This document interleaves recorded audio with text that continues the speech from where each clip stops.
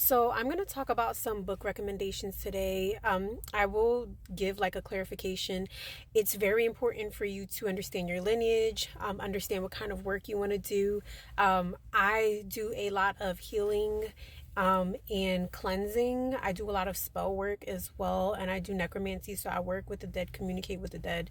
That is something that actually took some time for me to kind of like embrace those gifts and understand it and learn how to work it. So, with these book recommendations, I think it's good to have like a foundation of exactly what kind of work you're supposed to be doing, or what work you feel comfortable with doing. I work with a lot of herbs. I also am in like attuned into like 10 different forms, probably more than 10 different forms of Reiki.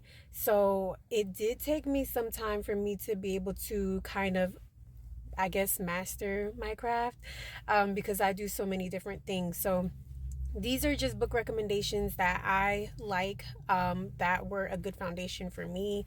And also, you have to take into consideration lineage and it's because some of the books I'm going to be showing, like obviously this one, I love Denise Alvarado.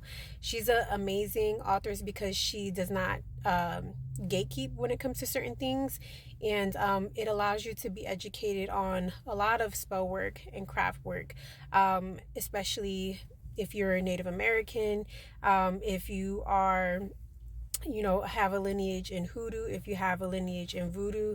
So there are going to be some things that are different.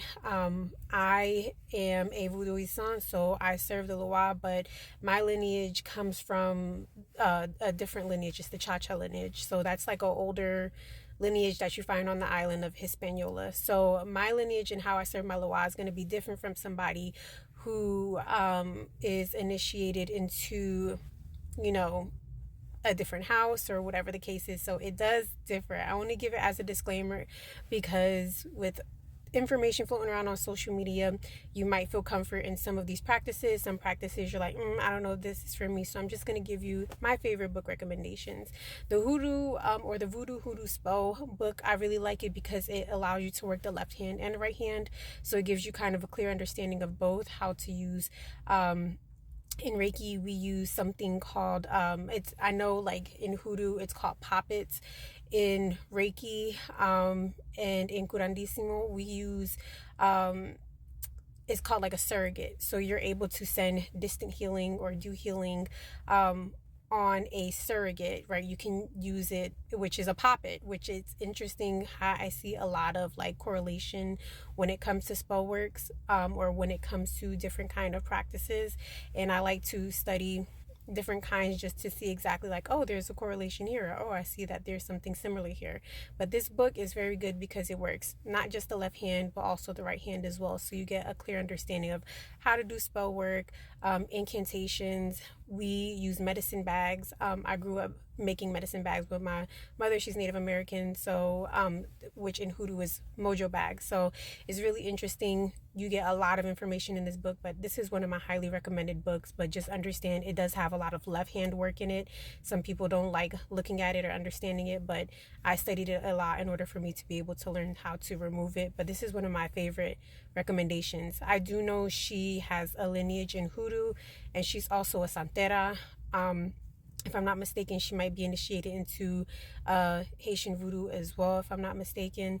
But she is one of my favorite because she's very diverse in her craft or her practices. You can look at her other books, but this is probably one of my favorite books that I, to this day, still read, or reference off of with some of my work. For necromancy, to kind of get a better basis of necromancy, understanding necromancy a little bit more, and conjure work, Conjure Codex would probably be a beginner's book to go to. And it really does depend on where you want to go from here because there's so many different, paths that you can follow. It really does depend, because voodoo, there's a lot of necromancy practice. Kimbanda, there's a lot of necromancy that's practiced.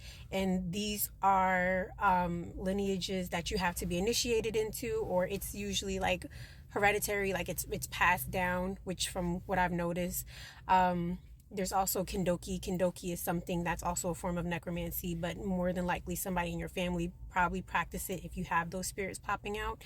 But Conjure Codex will give you kind of some general idea or basis of how to work more so of the left hand. Demonology, graveyard work, understanding that kind of realm. I'm not going to go too much into Conjure Codex. It's a little bit of a dark book, but if you are one of those people who are looking to learn more about the left hand path or understanding it a little bit better, you like reading, I do recommend Conjure Codex because it does give you a little bit more idea of what a grimoire is, the importance of having a grimoire, and just necromancy pretty much. Cleansing work, right? You can't work the left hand without the right hand. You can't work the right hand without the left hand. I'm very much a balanced person. I do love cleansing. That's probably one of my favorite things to do is like the healing, Reiki, cleansing, exorcisms. That is pretty much like, that's my tea. I do so much, but I love doing exorcisms. I love doing cleanses. That's just what I love to do. But I'm going to recommend this one. I hope you can see it. It's the Cleansing Rites of Curandissimo. Curandissimo, sorry. And that's by Erica Buenaflora. I love this book because she's also a doctor.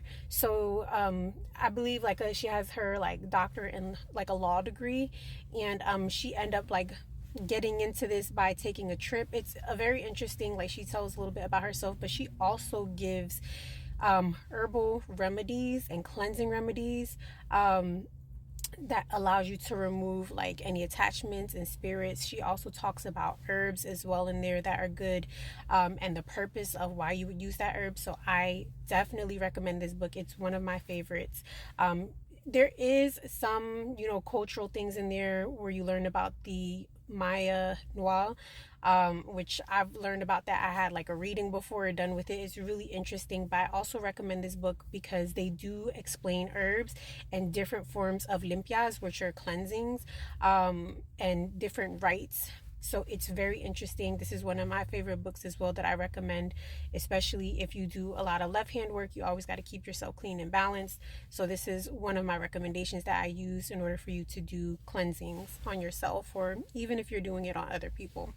Now, one of my last recommendations, I tried to keep this as short as I could, but I just like to go into detail because I like to explain things, but is for shadow work. And this is called Goddess Reclaimed. This is one of my favorite books that I love for shadow work because she gives prompts, she gives rituals, like an initiation ritual, and it's more of like a meditative kind of shadow work that you have to do. A lot of people, I think there's a huge misconception with shadow work. People think it's like always just uprooting your trauma, but like, how do you deal with it? How do you deal with shadow work? How do you start? Where do you start? This book is a very good beginner friendly, like meditative shadow work book, because they also give prompts as well that you can work through. They're called like different gates, and it really helps you kind of uproot any trauma you have without having to relive those experience or the pain, especially if you're somebody who's like not initiated or not attuned to any form of Reiki, and you want to start doing the healing work yourself. You can't afford to go see a healer or to see someone.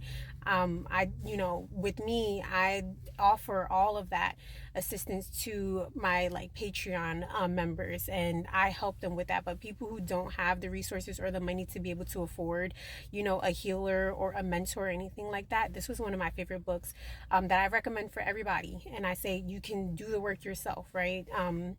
And this was one of my favorite books, but she really gets into shadow work, and she also has a lot of like information in there about different like spirits and goddesses. It's a very interesting book, but I would say these are probably my top books that I like to recommend for spell work, for healing, for working the left hand.